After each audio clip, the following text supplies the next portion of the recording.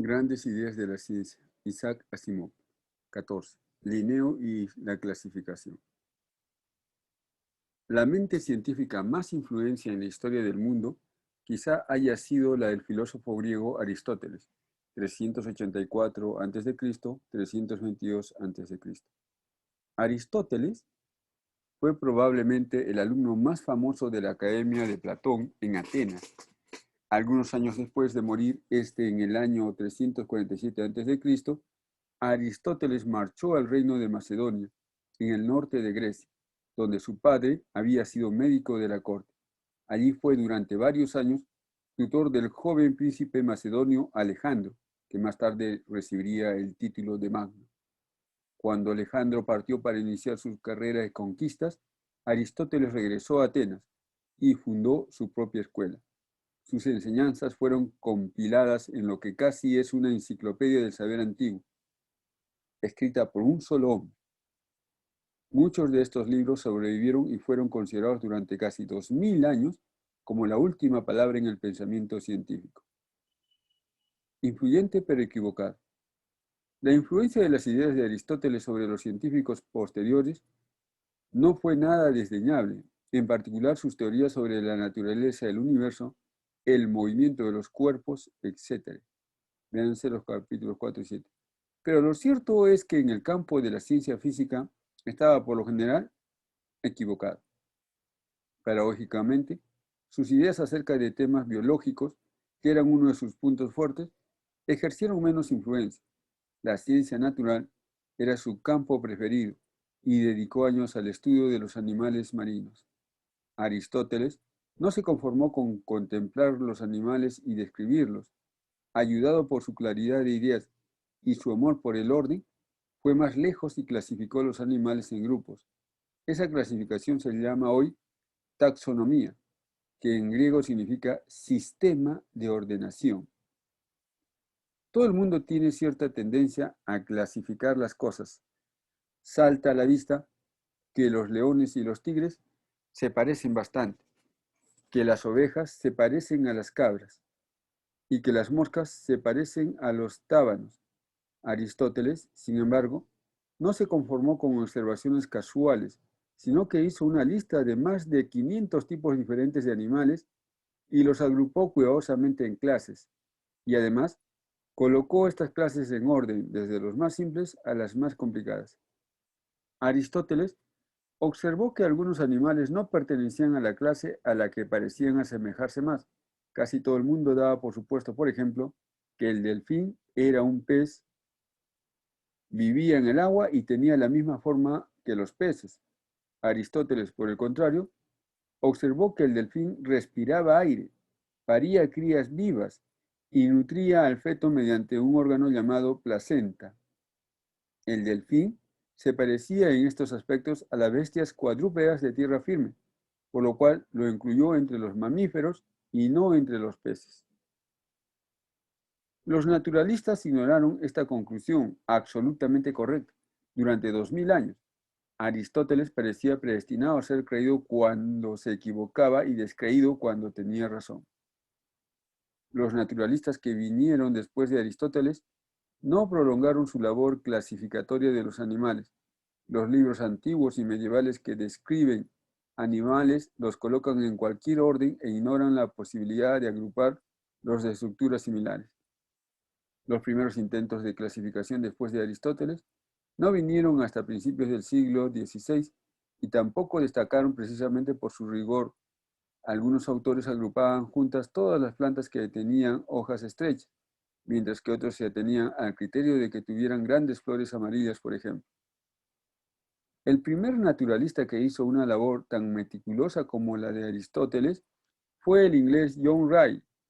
Ray viajó por Europa y estudió la fauna y la flora, y durante los 35 años que siguieron a 1667, publicó libros que describían y clasificaban las plantas y animales que había estudiado.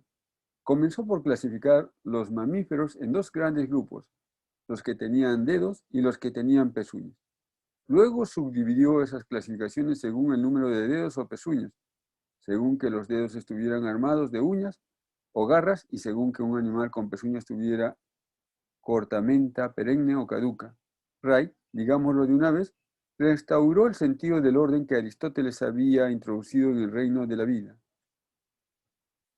Una vez que Ray señaló el camino, los naturalistas no tardaron en ir más allá de Aristóteles.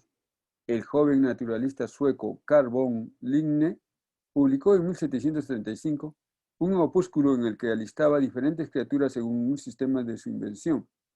Hoy se le conoce más por la versión castellanizada de su nombre, que es Linneo, o por la latina Carolus Linnaeus.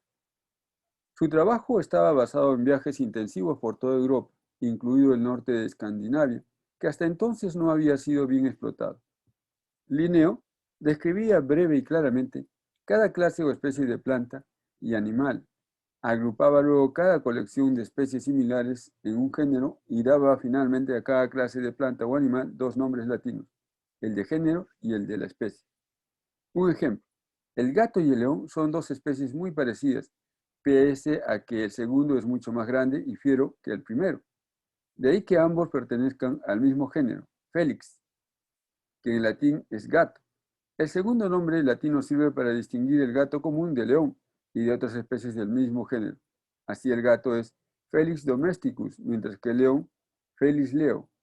Análogamente, el perro y el lobo pertenecen al género Canis, perro. El perro es Canis familiaris y el lobo Canis lupus. Linneo dio también a los seres humanos un nombre latino. Al hombre lo colocó en el género Homo y a la especie humana lo llamó Homo sapiens, hombre sabio. El sistema de Linneo se conoce por nomenclatura binaria y en realidad es muy parecido al que utilizamos para identificarnos por nombre y apellido. Dentro de una familia todos llevan el mismo apellido, pero nombres diferentes. Un hermano figurará en la guía telefónica como García Juan y otro como García Pedro. La labor de Linneo fue enormemente útil. Por primera vez, los naturalistas de todo el mundo tenían un sistema común de denominaciones para identificar las distintas criaturas. Cuando un naturalista hablaba de Canis lupus, los demás sabían inmediatamente que se refería al lobo. Para nada importaba sus respectivas lenguas maternas y qué nombre local tuviera el lobo en cada una de ellas. Además, sabían inmediatamente que se refería a una clase particular de lobo, el lobo gris europeo. El americano, por ejemplo, era una especie diferente, Canis occidentalis. Este sistema común de identificación supuso un avance muy importante. A medida que el hombre exploró la Tierra y descubrió continentes, fue hallado cada vez más animales. Aristóteles había registrado unos 500 solamente, mientras que en tiempos de Linneo se conocían a decenas de miles. El libro de Linneo sobre la clasificación animal tenía solo 7 páginas en su primera edición. En la 10ª se habían hinchado ya hasta los 2500. Si los naturalistas no hubiesen adoptado un sistema de clasificación normalizado, no podrían haber estado nunca seguros de qué plantas o animales estaban estudiando los demás. El estudio de la historia natural se habría sumido en el caos. De la clasificación por géneros y especies, Linneo pasó a agrupar géneros similares en órdenes y órdenes semejantes en clases. Linneo distinguió 6 clases diferentes de animales: mamíferos, aves, reptiles, peces, insectos y gusanos. La labor de Linneo fue proseguida por el biólogo francés Georges Cuvier. Cuvier vio que las 4 primeras clases, mamíferos, aves, reptiles y peces, eran todas ellas vertebrados. Es decir, que tenían esqueletos óseos internos. A estos animales los agrupó en una clasificación aún más amplia llamada Phylum, en latín, fila en plural y phylum o filo en castellano. Cuvier hizo avanzar la taxonomía en otra dirección más. Los naturalistas comenzaron a estudiar hacia el año 1800 lo que ellos llamaron fósiles, es decir, minerales con restos o huellas petrificadas de lo que parecían haber sido seres vivos. Cuvier advirtió que aunque los fósiles no se parecían demasiado a ninguna especie existente en la sazón, encajaban en algún modo en el esquema taxonómico. Así, cuando Cuvier estudió un fósil que tenía todas las características del esqueleto de un reptil, concluyó que el animal había sido en su tiempo un miembro de la clase de los reptiles. Por su esqueleto, podía afirmarse también que había poseído alas. Cuvier identificó así el primer ejemplar de un grupo extinto de reptiles voladores, debido a que cada una de las alas iba soportada por un solo hueso largo, como los de los dedos. Bautizó la criatura con el nombre de pterodáctilo, ala dedo.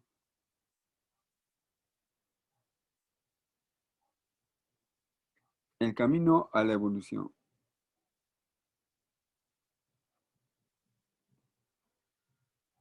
Los discípulos y seguidores de Cuvier continuaron perfeccionando este sistema de clasificación. Linneo había agrupado a menudo los animales por su aspecto exterior. Los seguidores de Cuvier, por el contrario, comenzaron a utilizar como criterio las estructuras internas que eran más importantes para fines de agrupamiento. Hacia 1805 existía ya un sistema para clasificar todos los seres vivos, completando finalmente la labor que hacía tanto tiempo iniciar Aristóteles.